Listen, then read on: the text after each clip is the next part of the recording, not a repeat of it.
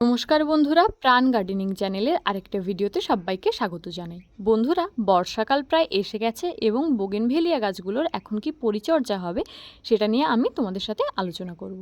তো বন্ধুরা, গাছগুলো কিন্তু বর্ষাকালে বেশি ঝাঁকড়া হয়ে উঠতে স্টার্ট করে। এই গাছটা চিনতে পারছো? নেটপটে প্রায় মরো অবস্থায় আমার একটা গাছ ছিল, আমি রিপোর্ট করে তোমাদের দেখিয়েছিলাম। সেই গাছটা দেখো, রিপোর্ট করার পর এরকম সুন্দরভাবে বুশি হয়েছে। তো গাছগুলো এখন যে বুশি হয়ে যায় তার শেপ অনেক সময় উল্টো পাল্টা হয়ে যায়। তো বর্ষাকালে কিন্তু আমাদের লক্ষ্য রাখতে হবে ফুল তুলনামূলক কম নিয়ে গাছের গ্রোথের দিকে তুলনামূলক বেশি নজর দেওয়ার। তো সেইভাবে কিভাবে পরিচর্যা করব এবং গাছের গ্রোথকে কিভাবে বাড়াবো সেইটা নিয়ে আমি আজকে আলোচনা করছি। প্রথমেই বলবো, এই সময় কিন্তু গাছের বৃদ্ধি অত্যধিক তাড়াতাড়ি হয় এবং আমাদের কিন্তু প্রয়োজনও সেটা। তাই আমাদের প্রথমেই খাওয়ারের দিকে লক্ষ্য রাখতে হবে।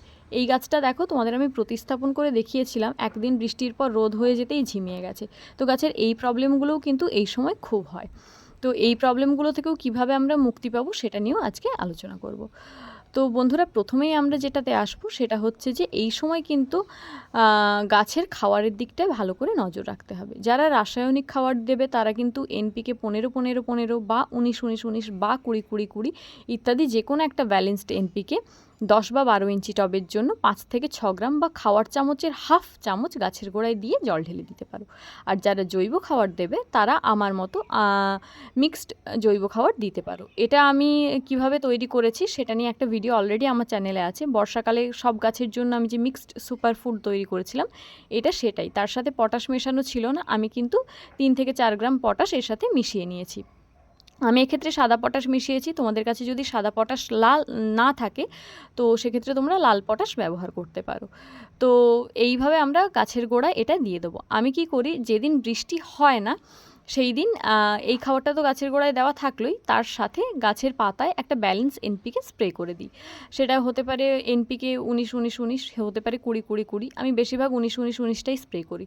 তো তোমরা চাইলে করতে পারো। তবে হ্যাঁ, স্প্রে করার সময় মনে রাখবে স্প্রের পরিমাণটা যেন 10 দিনে একবার বা সপ্তাহে একবার হয়, বা তার থেকে বেশি টাইম পিরিয়ড হলেও কোনো সমস্যা নেই, তার থেকে কম যেন না হয়। এই সময় কিন্তু ফাঙ্গিসাইড স্প্রের দিকে খুব নজর রাখতে হবে, কারণ বৃষ্টির পর হঠাৎ করে রোদ উঠে গেলে গাছগুলো কিন্তু ঝিমিয়ে যাবে। যেমন একটু আগে আমি আমার একটা গাছ দেখালাম সেরকম।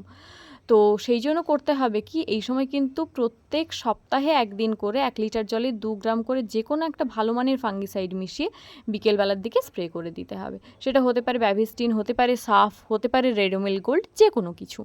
তো তোমাদের যদি কারো বিকেলে সময় না থাকে তাহলে কিন্তু সকালে স্প্রে করতে পারো।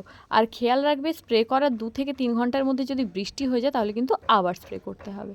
তো বন্ধুরা দেখো, এই সময় গাছগুলো কিন্তু এত বুশি হয়ে যায় বা এত বাড়তে থাকে যে টব থেকে অনেকটা করে বেরিয়ে যায়, ফলে গাছের লুকসটা খুব খারাপ হয়ে যায়। তাই এই সময় আমরা কিন্তু প্রুন করে দেবো গাছগুলোকে। কিভাবে প্রুন করবো না, আমাদের যে সাইজটা পছন্দ বা যেরকমভাবে আমরা বুশি করে গাছটাকে নিতে চাচ্ছি, তো সেই রকম একটা মেজারমেন্ট রেখে বাকি ডালপালাগুলো কিন্তু আমরা এই সময় ছেঁটে ফেলবো। এই সময় আমরা গাছের কিন্তু ডালপালা ছেড়ে ফেললে আবার নতুন ব্রাঞ্চ বেরোবে, আর যত নতুন ব্রাঞ্চ তত নতুন কুড়ি। এখানে দেখো দুটো কচি কচি ব্রাঞ্চ বেরোচ্ছে, এগুলো সোজা হয়ে ওপরের দিকে বাড়তে থাকবে। তাই যেটা টব থেকে বাইরের দিকে ছিল সেই ব্রাঞ্চটা আমি কেটে দিলাম। তো এইভাবে আমরা কিন্তু সব ব্রাঞ্চগুলো ধীরে ধীরে প্রুন করতে থাকবো।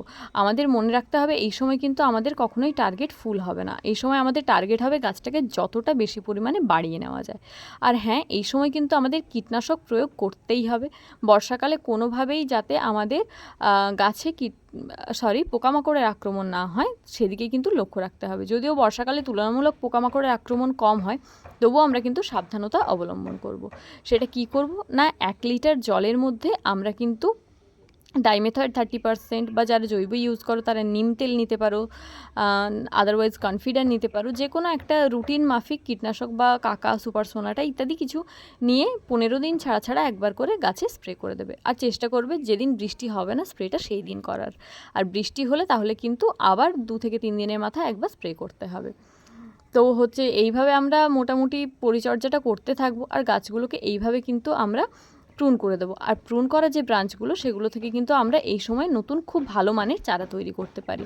প্রুন করার পর কিভাবে চারা তৈরি করব সেটা নিয়ে আমি একটা ভিডিও নিয়ে আসছি খুব শিগগিরই। তো প্রুন করা আমার মোটামুটি হয়ে গেছে, কিন্তু দেখো গাছে কিন্তু প্রচুর পরিমাণে পাতা রয়ে গেছে। গাছটা এত সবুজ হয়ে আছে যে গাছের ব্রাঞ্চ প্রায় দেখা যাচ্ছে না বললেই চলে। তো এই সময় আমরা কি করব, এই যে পরিণত খুব সবুজ টাইপের পাতাগুলো আছে এগুলো কিন্তু বৃন্তটা রেখে বাকিটা কেটে বাদ দিয়ে দেবো। কেন না, এই পাতাগুলো যদি গাছের মধ্যে থাকে কিন্তু গাছের কালেক্ট করা খাবারের অনেকটা খেয়ে নেবে। ফলে গাছের যে নতুন ছোট ব্রাঞ্চগুলো বেরোচ্ছে সেগুলো কিন্তু তুলনামূলক কম বৃদ্ধিপ্রাপ্ত হবে। কিন্তু আমাদের টার্গেট থাকবে প্রচুর ব্রাঞ্চ, কারণ যত বেশি ব্রাঞ্চ তত বেশি ফুল বর্ষার পর। তাই আমরা এই পাতাগুলো মোটামুটি সব কেটে বাদ দিয়ে দেবো। পাতাগুলো কেটে বাদ দিয়ে দিলে ছোট ছোট যে ব্রাঞ্চগুলো বেরোচ্ছে সেগুলো কিন্তু গাছের গোটা এনার্জিটা পাবে। ফলে তারা কিন্তু দ্বিগুণ তাড়াতাড়ি বেড়ে ওঠার চেষ্টা করবে। তো তার ফলে কি হবে না, ব্রাঞ্চের সংখ্যাটা আমরা অনেকটা বেশি পাবো। বর্ষাকালে আমি সাধারণত কোনো পিজিআর প্রয়োগ করি না, কারণ বর্ষার জল ইটসেলফ আ গুড পিজিআর। তো সেটা দিয়ে আমরা পিজিআরটা স্প্রে না করলেই পারি। তো আমি এটাই করি। তোমাদের যদি ইচ্ছে হয় পিজিআর স্প্রে করার সেটা তুমি করতে পারো, তবে না করলেও চলে। আমি এখানে গোটা গাছটাই প্রায় পাতাগুলো বাদ দিয়ে দিয়েছি। অনেকেই করে যে পাতা কিছু পরিমাণ হয়তো রাখে, আমি বাদ দিয়েছি যাতে ছোট ছোট যে ব্রাঞ্চগুলো আছে তার বৃদ্ধিটা খুব তাড়াতাড়ি হয়। তো বন্ধুরা, বর্ষাকালে বোগেনভেলিয়া গাছের পরিচর্যার মোটামুটি এটা ছিল একটা জিস্ট। যদি কোনো পয়েন্ট অমিট করে যাই তাহলে তোমরা আমাকে প্লিজ কমেন্ট করে জানিও। ভিডিওটা যদি ভালো লাগে প্লিজ লাইক করো, তোমার বাগানি বন্ধুদের সাথে শেয়ার করো, আর চ্যানেলটা সাবস্ক্রাইব করে প্রাণ গার্ডেনিংয়ের সাথে থেকো। এইভাবে পরিচর্যা করলে আমি গ্যারেন্টি দিতে পারি বর্ষার শেষে কিন্তু তোমরা গাছ ভরে ফুল পাবে। আসছি খুব শিগগিরই অন্য একটা ভিডিও নিয়ে, ততক্ষণ প্রাণ গার্ডেনিংয়ের সাথে থেকো। নমস্কার।